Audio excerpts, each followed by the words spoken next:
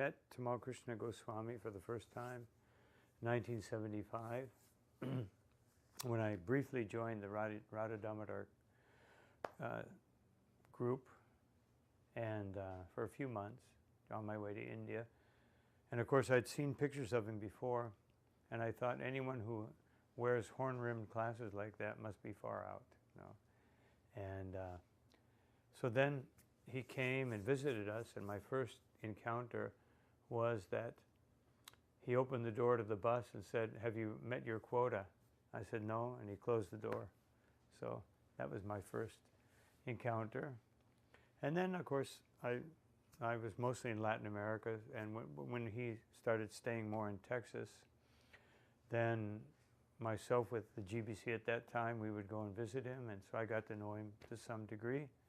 And then, in the heyday of the ISKCON Acharya movement, Acharyan concerns, I had decided I would just do Sankirtan, and until that was all resolved.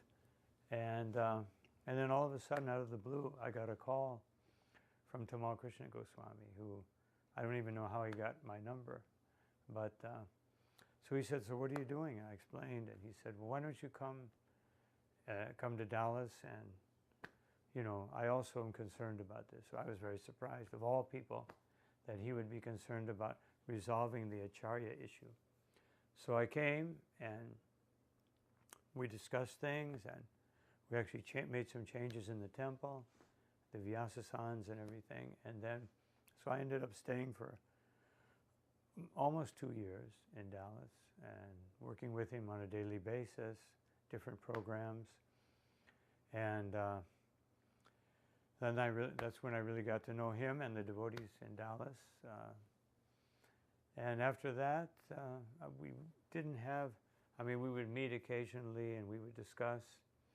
But those 2 years, you know, we had a lot of very wonderful discussions about the movement, the past, Prabhupada's God Brothers.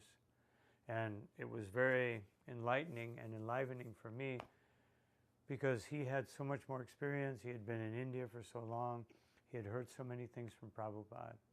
And it was really a time for internal growth for me, and I am eternally indebted for his contribution to my spiritual life and to my broadening my perspective of Srila Prabhupada, of our movement, and of many different aspects that, you know. And then, you know, because I was far to the south, we wouldn't see each other than Mayapur. And then, of course, I got the shocking news one morning that he had had an accident, and I remember that day that so many of the older devotees thought, especially Dhananjaya Prabhu said, "We've lost our greatest general." You know?